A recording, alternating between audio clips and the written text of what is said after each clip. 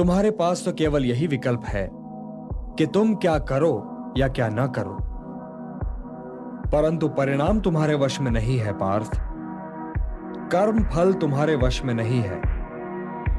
तुम्हारे अधिकार की सीमा इस विकल्प पर समाप्त हो जाती है कि तुम युद्ध करोगे या नहीं करोगे, किंतु युद्ध का परिणाम तुम्हारे हाथ में नहीं है।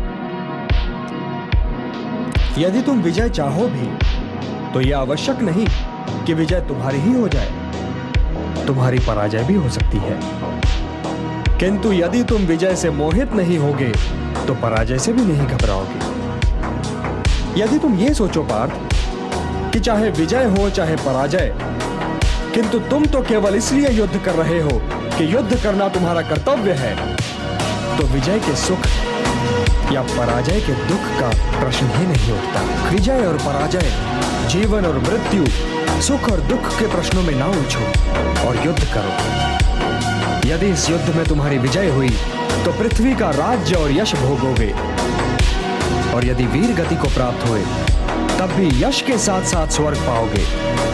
इसलिए हे कौन्तेय, उठो, सुख दुख, लाभ हानि, जय पराजय सबको समान समझो और युद्ध करो, कि यही तुम्हारा क्षत्रिय कर्तव्य भी है और मानव धर्म भी। और जो न विजय से सुखी हो और न पराजय से दुखी, वही स्थित प्रज्ञ है, यही कर्म योग है। तुम सर्वश्रेष्ठ धनुर्धर हो, परंतु यदि तुम्हारा आखेट तनिक भी इधर से उधर हो जाए तो तुम चूक जाओगे।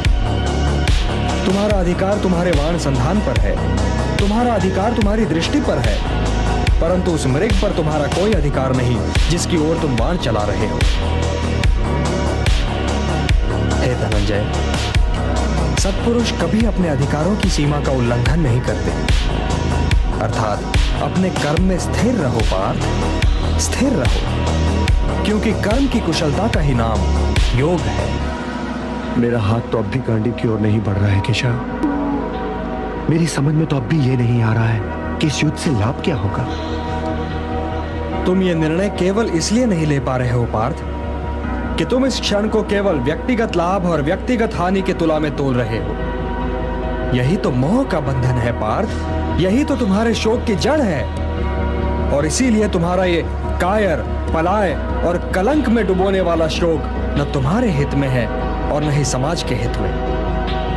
यह शोक न वर्तमान के लिए शुभ है और न ही भविष्य के लिए। लाभ और हानि की इस कामना में न भटको पार्थ, न भटको, केवल कर्म करो, कर्म। हे पार्थ, सामान्य पुरुष विषय का ध्यान करता है और विषय का ध्यान उसे आसक्त बना देता है। इस आसक्ति या लगाव से काम का जन्म होता है। जब काम की पूर्ति नहीं होती तो क्रोध उत्पन्न होता है। जब क्रोध उत्पन्न होता है तो विषय के प्रति मोह और बढ़ जाता है, और जब मोह और बढ़ जाता है पार्थ, तो सोचने की शक्ति भटक जाती है। जब सोचने की शक्ति भटक जाती है तो बुद्धि का नाश होता है, और जब बुद्धि का नाश होता है तो मनुष्य का सर्वनाश हो जाता है। और हे कुंती पुत्र, तुम्हारा ये मोह तुम्हें बुद्धि के विनाश की ओर ले जा रहा है। तनिक सोचो पार्थ कि जिसके पास बुद्धि ही ना होगी उसे शांति कैसे मिल सकती है। वो तो शांति और अशांति में अंतर ही नहीं कर सकता, और जो शांति को अशांति से अलग तक नहीं कर सकता, वो भला कैसे सुखी हो सकता है। हे पार्थ, जैसे पवन के झोंके नाव को भटका देते हैं, वैसे ही कामनाएं बुद्धि को भटका देती हैं। इंद्रियाणाम हि चरताम यन्मनो अनुविधीयते तदस्य हरति प्रज्ञाम वायुर्नावम इवाम्भसि। इसलिए हे महाबाहो, अपनी इंद्रियों को अपने वश में रखो, स्वयं ही उनके वश में न हो जाओ। पार्थ, ये बात ध्यान से सुनो और समझो कि जब संसार सोता है तब मुनि जागता है, और जब संसार जागता है तब मुनि सोता है।